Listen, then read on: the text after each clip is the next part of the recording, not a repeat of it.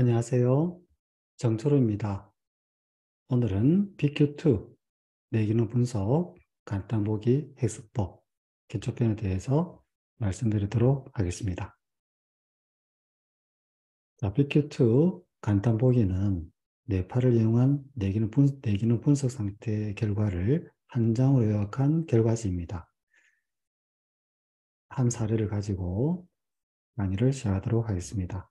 자, 먼저 뇌파의 종류와 특성에 대해서 패한 스펙트럼의 결과와 함께 살펴보도록 하겠습니다.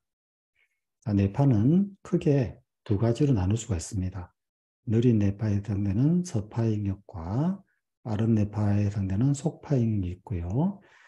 서파 ing력에는 델타파, 세타파, 알파파, 알파파 중에서도 8에서 10Hz 해당되는 저알파파가 서파의 범위에 들어가고요. 자, 그리고 12에서 15Hz에 해당되는 SMR 리듬, 그리고 13에서 20까지의 저베타 리듬, 저베타파, 그리고 21에서 30까지의 고베타가 있습니다.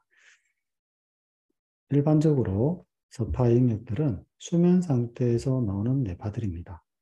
특히 델타파 같은 경우는 깊은 수면 상태에서 발생하는 뇌파인데요.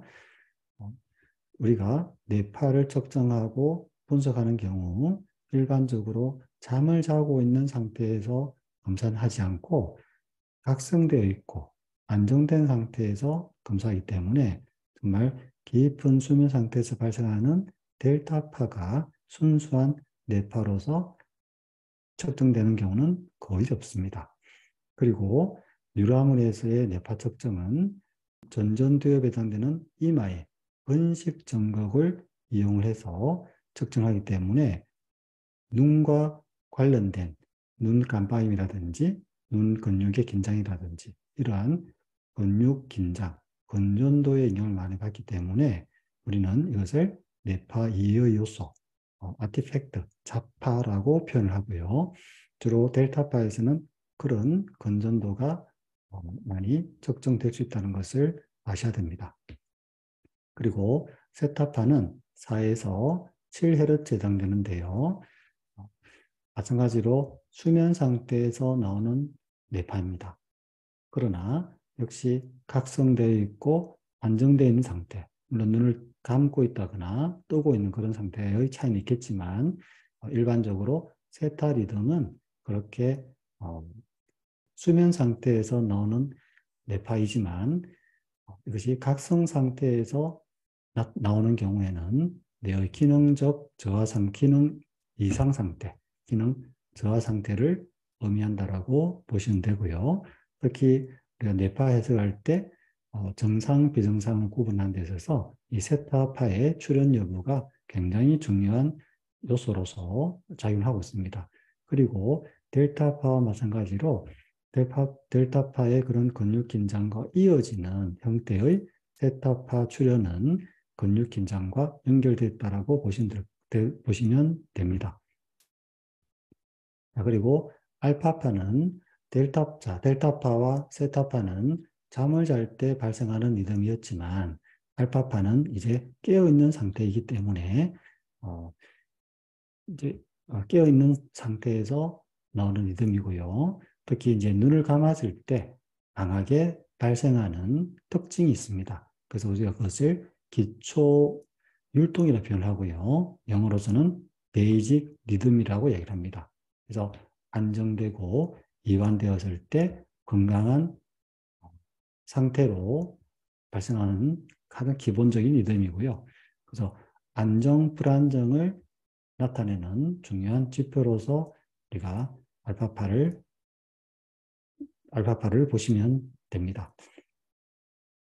그리고 속파로서 SMR 리듬은 우리 전두엽 운동 영역과 전두엽에 있는 운동 영역과 두정엽 앞부분에 있는 감각 영역이 있습니다. 거기에서만 발생하는 리듬이라고 해서 SM 리듬이라고 합니다. 센소리 모터 리듬이라고 표현하고요. 특히 주의 각성 상태를 의미합니다. 고도로 집중된 상태. 그러니까 집중이라는 의미가 주로 이제 그래서 주의 각성 상태, 굉장히 각성도가 높은 상태, 어떤 최적화된 상태라고 또 생각할 수 있고요. 우리가 영어로서는 calm이라고 하는 아주 고요한 상태라고 표현을 할 수가 있습니다.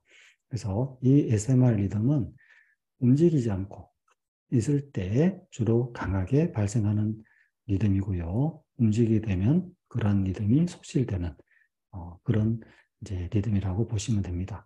그리고 13에서 20까지의 저베타 리듬은 보신 것처럼 포커스, 집중할 때 활성도를 나타내는 리듬이라고 보시면 되고요. 우리가 공부를 하기 위해서 집중하고 뭔가를 암기를 하고 뭔가 정신적 집중 상태를 만드는 상태일 때 주로 나오는 활성도와 관련되어 있는 뇌파라고 보시면 됩니다. 그리고 21에서 30Hz 해당되는 고베타 영역은 그러한 활성 상태가 지나쳤을 때 나온 뇌파이기 때문에 우리가 이것을 정신적 스트레스라든지 그런 이제 과활성 상태라고 이제 표현을 할 수가 있습니다.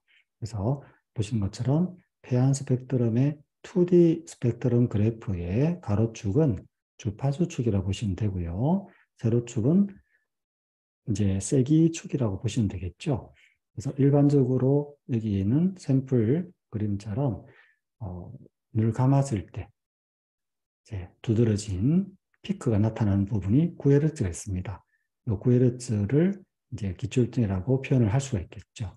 그리고 오른쪽에 보시면 이제 기초일등이라고 하는 이제 기초일등이 있는데요. 좌뇌와 우뇌의 각 해당되는 9Hz 이렇게 있습니다. 기초일등에 대해서 다시 한번 말씀을 드리면 세 가지의 조건이 있죠. 그래서 각성되어 있고 잠을 자는 상태가 아닙니다. 깨어 있고 또 심신이 안정되어 있고 또 반드시 눈을 감았을 때 알파파를 중심으로 자기 연령 기준에 맞는 지배적인 그런 리듬이 나오는 것을 우리가 기초일등이라고 표현을 하고요. 그래서 바로 뇌의 활동 속도다라고 생각을 하시면 됩니다. 그래서 연령에 따라서 기초활동이 이렇게 좀 변하는데요. 일반적으로 정상 성인을 한다면 15에서 45세 해당되는 9에서 11Hz, 그래서 평균 10Hz 정도를 기준으로 생각을 하시면 될 것 같습니다. 그리고 나이가 어릴수록 그 리듬이 낮아지고 있고요. 또 심지어 7세 이하 같은 경우는 세타파가 기초활동의 주파수가 되는 것을 알 수가 있습니다. 그리고 나이가 이제 들어감에 따라서 역시 기초활동의 주파수가 또 수치 낮아지고 있죠. 그래서 이것이 의미하는 것은 정상적인 뇌의 발달 안정 상태가 12Hz를 기준으로 한다는 것을 알 수가 있고요. 그래서 나이가 어리다는 것은 뇌의 발달 과정에 있다는 이야기고 그 발달 과정에 따라서 신경망의 발달이 이루어지고 거기에서 발생하는 신호들이 리듬들이 점차적으로 높아진다는 것. 그리고 신경망이 발달되어가는 과정이라는 것을 보여주고 있는 것이고요. 연령이 증가함에 따라서 기초활동의 주파수가 낮아진다는 것은 그런 신경망의 쇠퇴에 의해서 발생하는 기본적인 리듬 뇌 활동 속도가 이제 낮아진다는 것을 이제 보여주고 있습니다. 그래서 이 수치가 의미하는 바를 이제 이해를 하시면 될 것 같고요. 자, 그래서 이 2D 스펙트럼, 특히 페안 스펙트럼을 보는 방법을 말씀을 드리면, 첫 번째 피크가 기초활동 주파수가 된다고 했지 않았습니까? 그래서 일반적인 성인의 관점에서 첫 번째 피크 가장 높은 이 꼭지점을 갖는 위치가 어디냐? 여기서는 9Hz가 되겠죠. 물론 이제 10Hz도 있습니다만은 이게 연령이 50대에 해당되고 그렇다면 9Hz가 표준이다라고 우리가 생각할 수 있습니다. 물론 표준이지만 10Hz가 된다면 훨씬 더 젊은 뇌를 가지고 있다라고 생각을 할 수 있는 것이죠. 그래서 이 피크가 제대로 나오는지를 보셔야 될 것 같고요. 두 번째, 이 피크의 위치가 몇 헤르츠인가를 더 보는 것이 필요합니다. 그래서 여기 나오는 피크가 오른쪽 그래프에서 기초활동의 좌뇌의 9헤르츠, 그리고 8.40 마이크로볼트, 오른쪽은 9헤르츠에 8.87 마이크로볼트라고 되어 있습니다. 그래서 이 높이의 세기를 우리가 가늠할 수 있는 수치가 표시되어 있다, 이렇게 생각하시면 될 것 같고, 또 두 번째 우리가 이제 유심히 관찰하셔야 될 것이 뭐냐면, 세타파 대역에서 두 번째 피크가 나오는, 두 번째로 높은 피크가 있는지 없는지, 비정상적으로 나타나고 있는지를 유심히 살펴보셔야 됩니다. 여기서는 뚜렷한 피크를 보이고 있는 것은 이제 없죠. 물론 여기 약간 6Hz에서 약간 올라가는 부분이 있지만, 보다도 좀 더 뚜렷한 그런 피크가 문제의 요소로서, 문제의 핵심으로서 여겨질 수 있기 때문에 그런 것과 비교를 한다면 크게 문제는 되진 않습니다. 만약에 두 번째 피크가 세타파 대역에서 나타난다 한다면 이런 뇌기능 저하와 같은 비정상 상태를 이야기하는 것이고요. 그렇다면 인지적 기능과 또 심리 정서적인 문제, 그리고 심지어 행동, 또 건강 중에 문제가 있을 수 있다는 것을 보여주고 있는 하나의 중요한 지표로서 나타나고 있습니다.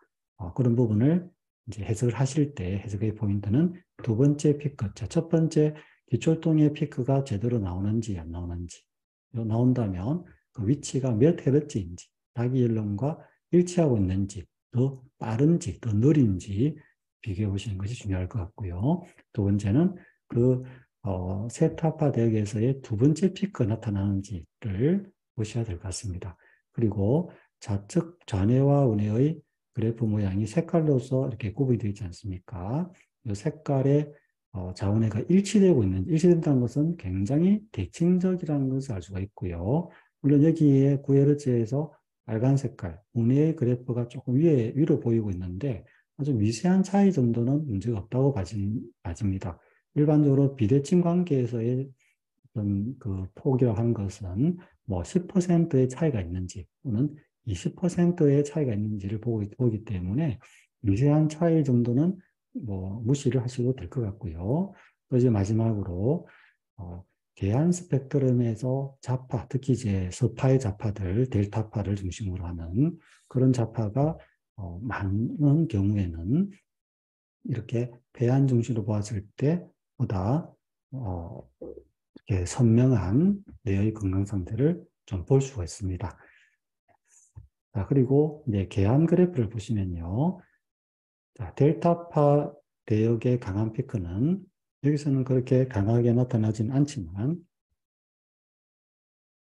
주로 눈 깜빡임 같은, 눈을 뜨고 있으니까 화면을 보고 있겠죠. 그 눈을 깜빡깜빡 이렇게 합니다. 그런 피크란 어떤 깜빡임들이 근육의 움직임이잖아요. 그래서 우리가 이마에 부착되어 있는 점극을 통해서 깜빡임의 신호가 이제 측정이 되는 것이죠. 그것은 뇌파가 아니라 이제 우리 안구좌파라고 표현을 하는 것이죠.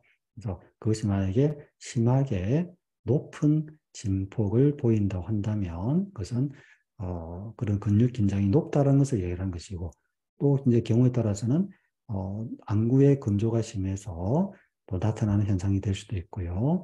또 경우에 따라서는 우리가 시력 회복을 위한 라섹 그런 수술 같은 거 하지 않습니까? 시술 같은 것도 이제 그럴 때 눈의 건조로, 안구의 건조로 인해서 굉장히 높게 나타나는 그 델타파 대역에서 나타나는 경우도 있습니다. 그렇기 때문에 이제 계한보다는 폐안 중심으로 보았을 때 정상, 비정상 여부를 구분하는 것이 더 편리할 수가 있습니다. 또한 알파파 기초율동이 폐안 시에는 정상적으로 강한 진폭을 보이고 있지만 계한 시에는 이 알파파가 현저히 지금 떨어졌죠. 절반 정도로 떨어졌습니다. 뭐 이거보다 좀 더 떨어지는 게 더 나을 수도 있겠죠. 그래서 눈을 뜨고 있을 때는 많은 시각적 정보, 청각적 정보 이런 것들이 대뇌로 들어오기 때문에 이 활성도가 커지는 그런 폐안 때와 계한 때의 차이를 보인다고 생각하시면 될 것 같고요. 또 이제 마지막으로 이렇게 그래프가 좀 더 완만하게 이렇게 쭉 내려오는데 어떤 특정 대역에서 어떤 피크를 보이고 있다면 그것은 또 다른 하나의 신호일 수 있기 때문에 그런 부분이 어느 몇 헤르츠에서 발생하는가를 한번 유심히 살펴보시는 것이 또 뇌파를 정확하게 계산하는 데 도움이 되실 수 있습니다. 그런 부분은 좀 심화적인 내용이기 때문에 여기서는 다루지는 않겠습니다. 자, 그리고 이제 브레인맵이죠. 여기 보시면 폐한 스펙트럼의 브레인맵과 개한 스펙트럼의 이제 개한시의 브레인맵이 있는데요. 절대 세기와 상대 세기가 있죠. 그리고 색깔에 대한 스케일이 있습니다. 단위는 마이크로볼트고요. 그래서 약할수록 청색이고 강할수록 적색으로 나타나고 있습니다. 그래서 우리가 봐야 될 것은 좌측 내와 우측 내의 각 뇌파 대역들, 델타, 세타, 알파, SMR, 뭐 이런 뇌파 대역에서의 좌우 대칭인가를 이제 확인을 해야 되겠죠. 네. 네, 색깔로서 우리가 직관적으로 알 수 있습니다. 거의 요 사례 같은 경우는 거의 대칭적인 색깔 모양을 보이고 있죠. 여기서 베타 하이, 고베타 덱에서 약간의 좌우 차이가 있지만 수치적으로 봤을 때는 0.96과 1.00, 0.04 정도의 차이기 때문에 거의 대칭이다라고 이제 봐지고요. 그리고 이 절대세기와 상대세기의 의미는 절대세기는 각 뇌파대역의 세기를 보여주고 있다. 이렇게 생각하시면 되겠죠. 근데 이제 상대세기 같은 경우는 이 값들을 다 더하게 되면 좌측만 다 더한다거나 우측만 다 더하게 되면 100이 나옵니다. 그래서 100에서 차지하는 비율이 얼마인가를 보는 거죠. 그래서 알파 같은 경우 예를 들어서 28.6이면 28.6% 수준으로 알파파가 보여주고 있다를 의미를 하고 있죠. 그리고 기출동, 폐한식 기출동의 의미이기 때문에 알파가 가장 강하게 나오는 것이 정상입니다. 그래서 여기서는 이제 28.6이고 29점인데요. 델타파도 또 적지 않은 이제 수치를 보여주고 있습니다. 그래서 눈의 긴장을 포함한 그런 안구 주변의 근육 긴장이 높은 편이다라는 것을 알 수가 있는 것이고요. 엄밀히 본다면 보다 이상적인 그래프는 요 밑에 서파 영역들이 이제 낮은 진폭을 보이면서 알파 영역에서 피크를 지배적으로 보여주고 그 다음에 다시 감소되는 감소되는 경향이 이상적인 뇌파의 모양이다라고 생각하시면 됩니다. 이제 개안에서는 마찬가지로 전체적으로 완만한 그런 경우라면 아주 이상적인 그래프가 될 수 있겠죠. 그래서 이 절대세기는 한 개인의 뇌파 세기의 변화 과정을 우리가 추적할 수 있을 것이고요. 또 상대세기는 타인과 나의 또는 어떤 집단의 그런 뇌파의 변화를 보기 위해서 상대세기를 이용할 수가 있습니다. 그 다음에 이제 인지인데요. 인지는 여기에서 기초활동은 뇌 활동 속도이기 때문에 굉장히 중요한 요소를 보이고 있습니다. 이게 정상적인 리듬인지 좀 낮은지 높은지 그걸 통해서 인지를 보여주고 있는 것은 아닙니다. 그냥 부가적인 요소들도 있기 때문에 좀 더 종합적인 수면, 정서, 행동, 스트레스 이렇게 여러 가지 지표들이 있는데요. 이런 지수들의 내용들이 반영된 결과다라고 보시면 될 것 같습니다. 특히 뭐 세타파에 대한 어떤 의미도 들어가 있어서 정말 인지에 대한 구분을 크게 좋음과 우려로만 이렇게 나와 있기 때문에 이 내용에 대해서 저희가 조금은 더 일반 상식 측면에서 좀 일을 하면 도움이 될 것 같아서 제가 준비를 했습니다. 그래서 인지는 크게 네 기능이 있죠. 그래서 네 기능이란 것은 지각이나 인식, 주의력, 기억력, 뭐 집중력, 운동, 언어와 청각 처리, 일시 응원 처리 같은 그런 네 기능들이 있는데요. 보다도 이제 전전두엽에서의 중요 기능이라 할 수 있는 그런 이제 집행 기능을 살펴보면 그런 인지적 유연성이라든지 우리 애청 능력, 계획, 판단 또는 의사결정, 또 작업 경력 같은 워킹 메모리, 그리고 감정에 대한 조절 능력, 그리고 어떤 억제 기능들, 이런 부분들이 인지적 면에서 우리가 다뤄볼 수 있는 여러 가지 요소들이다라고 이제 생각을 할 수 있습니다. 그래서 어떤 뭐 특정 인지가 좋다, 안 좋다라고 여기에 표에서는 나타나진 않지만, 인지가 만약에 우려된다고 한다면, 이제 상담을 통해서 그 내담자분의 어떤 인지적 수준을 우리가 한번 대화를 통해서 또는 소통할 수 있는 중요한 하나의 이제 지표로서 우리가 상담할 수 있지 않을까, 그런 생각이 듭니다. 그래서 인지가 그냥 단순하게 한 가지만 이야기하는 것이 아니라 뇌기능 요소에서의 여러 가지 결과들을 반영한 값이고, 우리는 그것을 상담 시 뇌의 기능과 또 이런 중요한 집행 기능의 그런 요소들과 결부를 시켜서 상담을 하시게 되면 보다 정확한 그분의 문제점 또는 비정상적 요소들을, 부족한 부분들을 우리가 인지를 해서 훈련에 도움이 될 수 있는, 상담과 훈련에 도움이 될 수 있지 않을까, 그런 생각이 듭니다. 그리고 이제 수면 관계는요, 여기서 이야기하는 수면 관계는 대표적으로 알파파를 두고 얘기를 합니다. 알파파는 이제 보신 것처럼 안정과 이완의 상태였고, 특히 이제 기초혈통이라고 하는 이 알파파에 대한 조건이 눈을 감았을 때 강하게 나오고 눈을 떴을 때는 약해지는 게 정상인데, 이 결과가 반대인 경우에 우리가 수면과 문제가 있다라고 이야기를 할 수 있습니다. 그래서 계한시의 알파파가 폐한시의 알파파보다 더 강하게 된다면 수면장애라든지 그런 수면 문제를 우리가 의심을 하는 것이죠. 이 계한시 알파파가 폐한시보다 더 강하다는 의미는, 뇌는 휴식이라고 하는 알파파라고 하는 뇌파가 계속 나온다는 것은 뇌는 휴식 상태를 계속 만들고 있다를 이야기를 합니다. 뇌가 스스로 알파파를 만든다는 것은 안정되지 못하고, 그러니까 안정을 위해서 스스로의 그런 어떤 본연의 기능이 역할을 하는 것이지 않습니까? 근데 정상적인 경우가 아니라 비정상적인 경우로서 우리가 그것을 해석할 수밖에 없는 것이죠.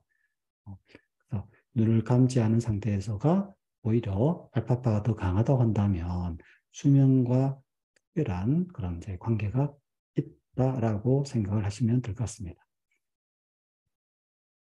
정서에서는 마찬가지로 자뇌와 우뇌의 알파파의 비대칭 관계가 정서적 문제를 야기시킨다는 여러 가지 논문들이 있거든요. 그래서 특히 자뇌의 알파파가 우뇌의 알파파보다도 더 강하다고 한다면, 물론 그 정도의 차이는 있겠지만 우울적 성향을 가진다라고 이야기를 하고요. 그 반대인 경우에는 명랑한 성격이라고 표현합니다.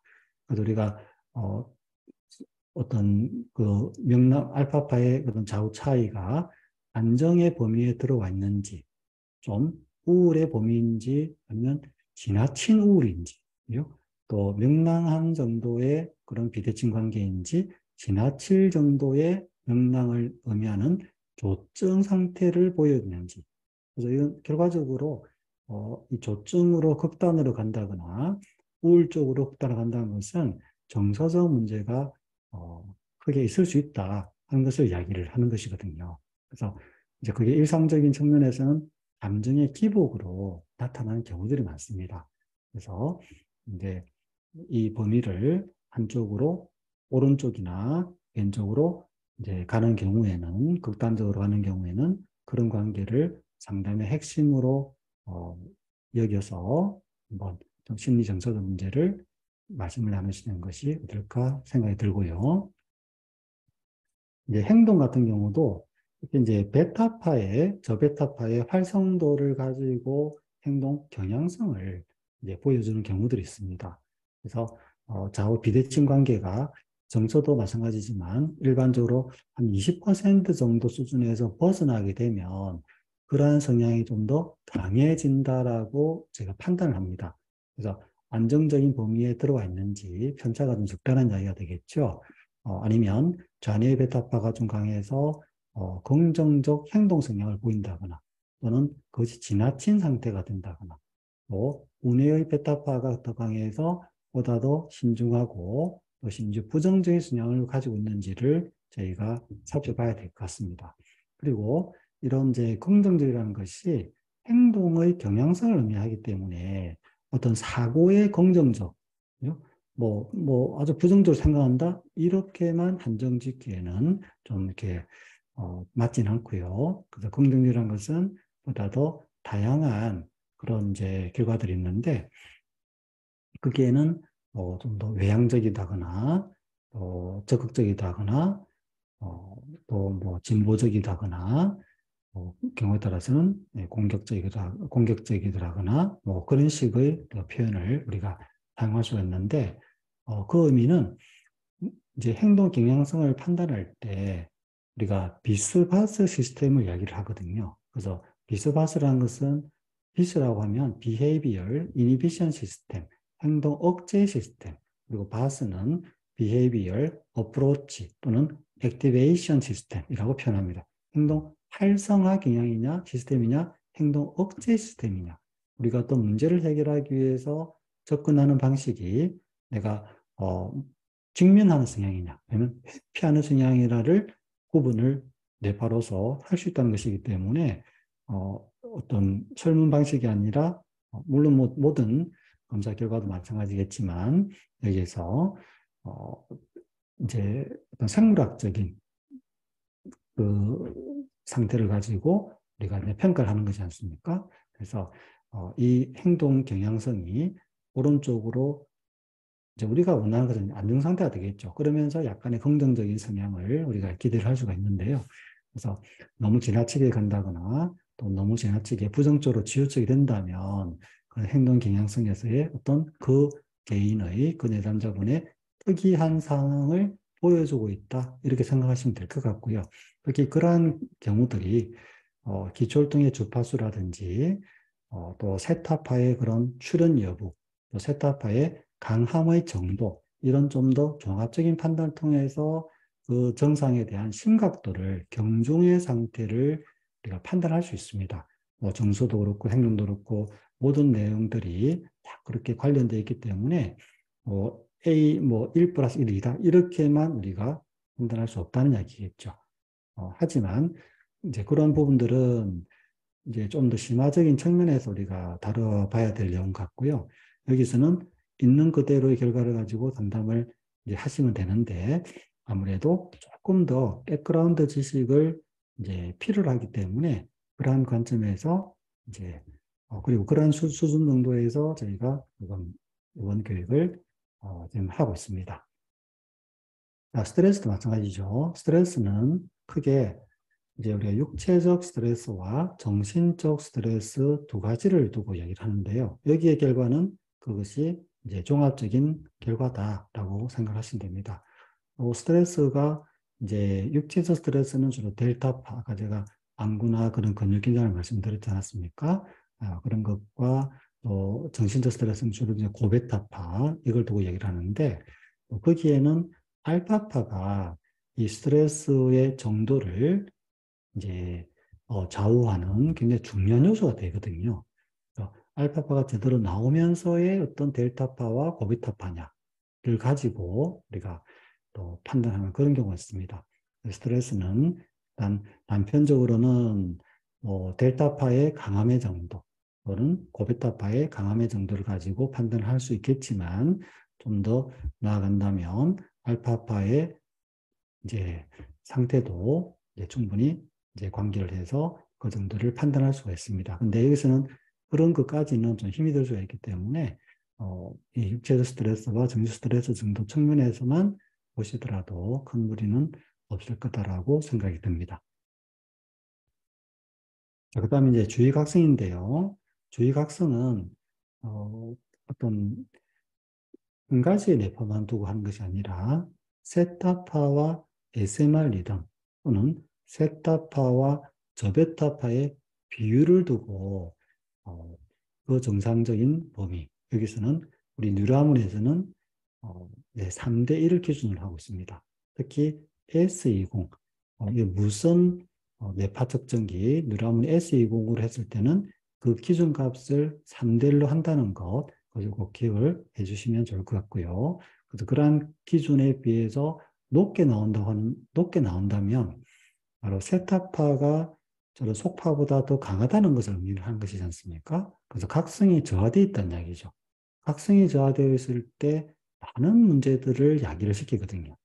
우리가 아주 깨어있는 정도가 맑은 상태다. 아주 잘 깨어있는 상태다라면 우리의 수행 능력은 상당히 높은 그런 수행 능력을 발휘할 수 있습니다. 성과가 좋다는 얘기죠. 근데 각성수이 낮다는 것은 내가 지루하게 느낀다거나 또 뭐 심지어 졸린다거나 그죠? 그런 경우에서는 나의 능력을 제대로 발휘할 수 없는 그런 상태가 되는 것이죠. 그래서 이 주의각성 상태는 우리가 비율값을 이야기를 하는 것이고 여기에 비율값은 나와 있지는 않지만 우리가 뭐 패한 스펙트럼이나 기한 스펙트럼 통해서 유추해 볼 수는 있을 겁니다. 그래서 이제 표를 본다면 이런 이제 좋은 상태와 산만, 아주 산만, 심각 상태가 있는데요. 이제 비율값이 사실은 상대수로 나오는 것이죠. 왜냐하면 3대 1이 나왔지만 서파가 낮고 속파가 낮은 상태에서의 3대 1과 또 서파가 높고 속파가 높은 상태에서의 3대 1. 그 결과값은 동일하지만 뇌파 상태는 완전히 다른 상태고 또 후자가 굉장히 비정상적인 상태이기 때문에 비록 여기의 결과는 좋음으로 나올 수도 있을 겁니다. 하지만 좋은 상태가 아니다는 것을 이제 아셔야 되는데 그것은 어떻게 할 수 있느냐? 바로 패한 스펙트럼의 그래프를 통해서 또 개한 스펙트럼의 그래프를 통해서 우리가 알 수가 있습니다. 그래서 이제 그런 측면에서 보시면 될 것 같고요. 만약에 3만 정도에 떴다. 그러면 우리가 주의 결핍 정도 수준의 그런 부족한 상태가 될 수 있을 것이고, 또 아주 산만이면은 거기다가 뭐 과잉 행동, 충동성 이런 뭐 정말 ADHD 그런 수준으로까지도 생각을 해볼 수 있습니다. 부정적인 측면에서 말씀드린다면 그렇고요. 만약에 그러한 통제 능력을 거의 상실할 정도의 상당히 심각한 정도로 한다면 어떤 자폐 스펙트럼 수준의 그런 주의 산만이 극심한 우리가 상태로서 해석을 해볼 수 있습니다. 그리고 이제 뇌균형은 여기서도 뭐 좋은 의심, 우려, 심각 이렇게 나와 있는데요. 크게 이제 두 가지의 종합적 결과다라고 보시면 됩니다. 그래서 세 개의 대칭, 뇌파가 잔해가 뭐 5 마이크로볼트면 운에는 5 마이크로볼트가 나왔는지 아니면 뭐 8 마이크로볼트나 이런 차이가 있지 않습니까? 그 차이의 세기를 우리가 대칭성이라고 표현하는데요. 그 좌우의 차이가 바로 정서적 경향성을 보여주는 경우가 있기 때문에 대칭성은 정서면을 본다고 생각하시면 될 것 같고 위상이라는 것은 좌뇌의 리듬이 특정 주파수에서 올라가면 동일한 주파수의 운에서도 올라가는 것이 정상적인 어떤 위상의 이제 타이밍이 이제 싱크로니 일치를 보인다라고 할 수가 있는데 그렇지 않은 경우가 있겠죠.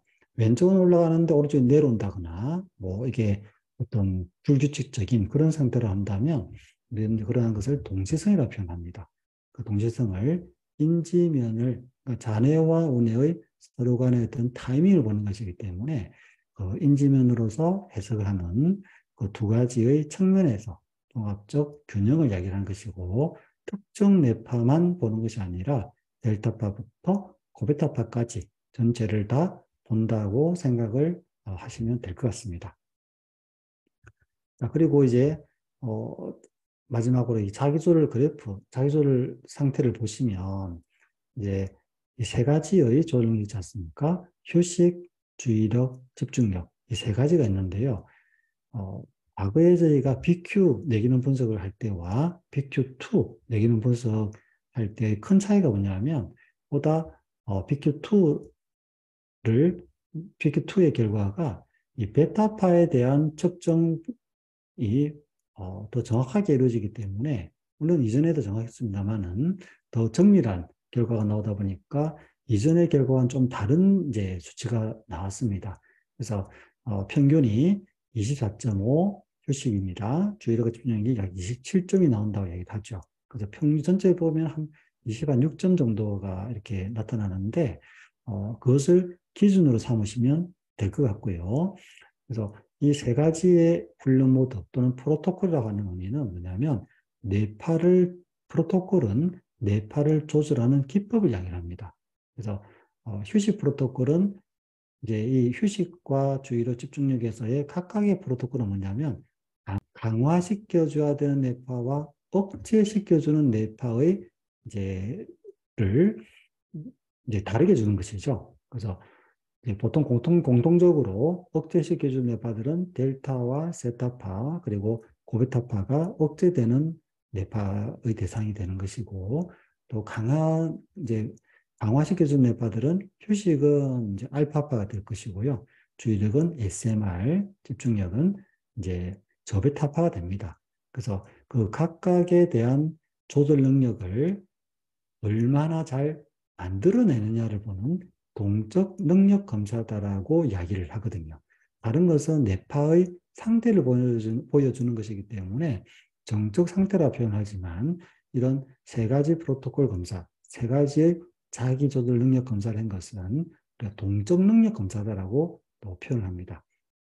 그래서 이 휴식이 의미하는 것은 뇌가 스스로 얼마나 재충전을 해내는가를 보는 것이고 또 주의력은 SMR이라는 뇌파를 통해서 자신과 주변과의 관계성을 우리가 볼 수 있는 그런 이제 특성이 있는 것이고요.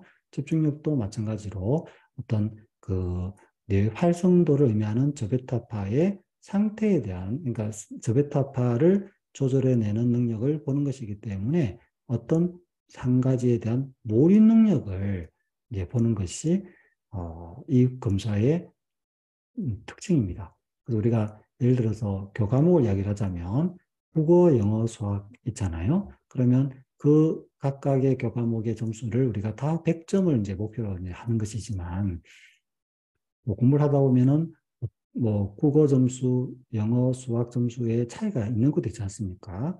그랬을 때 만약에 국어 90점, 영어 80점, 수학 95점 그러면 전반적으로 공부를 잘하는 학생인데 이렇게 영어 점수가 80이니까 낮은 것이잖아요.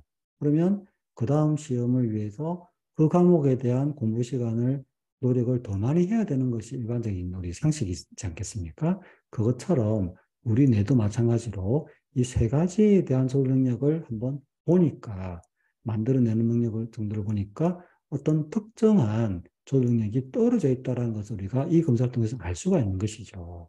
그러면 그 결과를 가지고 집중적으로 훈련을 하게 되었을 때 당연히 그 점수는 올라가는 것이지 않겠습니까?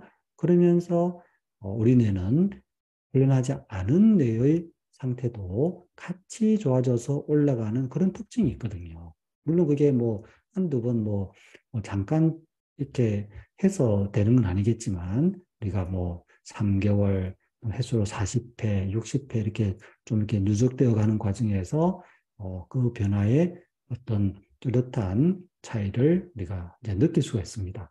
그래서 이 자기조절 능력의 가장 핵심이 뭐냐면 검사를 하고 나서 처음 결정된 훈련 모드, 그것은 가장 낮은 상태의 점수를 이야기를 한 것입니다. 그것을 꾸준하게 우리가 훈련해서 어, 그 자체를 높이는 것이고 아울러서 다른 훈련 모드들도 이제 동반해서 높아지는 그런 상태까지 가는 것을 목표로 하는 것이고요. 그 과정에서 뇌파는 이제 최적화된 상태, 굉장히 효율적인 상태로 변해간다는 것. 그리고 유로 피드백이라고 하는 훈련은 뇌의 학습 훈련이라고 보시면 됩니다. 뇌가 스스로, 뇌는 자기 스스로 학습하는 본연의 특성을 가지고 있기 때문에 좋은 조건의 상태를 보여주게 되었을 때, 또는 그렇죠. 자기 상태를 보여주게 되었을 때 얘는 원하는 상태를 알게 되고 그 상태를 기억하고 그 상태를 다시 만들어내려고 하는 반복적인 과정을 통해서 뇌가 비효율 상태에서 효율적인 상태, 비정상적인 상태에서 정상적인 상태로 변해가는 과정이 바로 뉴로 피드백 훈련이고 학습 과정과 동일합니다. 반복 학습이 필요하다는 이야기죠. 하지만 자전거 타는 방법을 우리가 배우고 나면 자전거를 타지 않더라도 다시 그것을 기억하고 언제든지 탈 수 있는 능력이 생기는 것처럼 뉴로피드백 훈련도 마찬가지로 특정한 상태를 만들어내는 능력을 배우는 것이 있기 때문에 한번 학습된, 습득된 결과는 아주 오래 간다는 그런 특징이 있습니다. 그래서 이 자기조절 능력의 우리가 상담의 핵심이라고 한다면 일반적으로 세 가지 점수에서 이 가장 높은 것과 낮은 것, 예를 들어서 여기의 사례에서는 25점과 13점이 가장 큰 최대 편차를 보이고 있지 않습니까? 그러면 이게 12점 정도를 나타내고 있는데 이 편차가 5점 이하를 우리가 목표로 하는 것이죠. 정상적인 수준이다. 그 의미는 자율신경계의 조절 능력이 안정이 되었다. 안정된 상태다라는 것을 얘기하는 것이고 그 편차가 5점에서 10점, 또 10점에서 15점, 심지어 뭐 15점, 20점 이상 이렇게 크게 벌어지면 벌어질수록 그런 유연성이 떨어진다라고 생각할 수 있습니다. 그래서 이 휴식 의미하는 특성, 주의력, 집중력이 의미하는 특성에 대한 이해와 아울러서 이제 우리가 상담할 때 가장 높은 것에 대한 장점을 말씀을 하시고 또 상대적으로 부족한 여기서는 이제 주의력이 되겠죠. 주의력에 대한 이제 부진 요소를 우리가 이제 이야기를 하게 되었을 때 보통 이제 공감을 하게 됩니다. 그래서 여기에서는 그까지는 지금 되어 있지는 않지만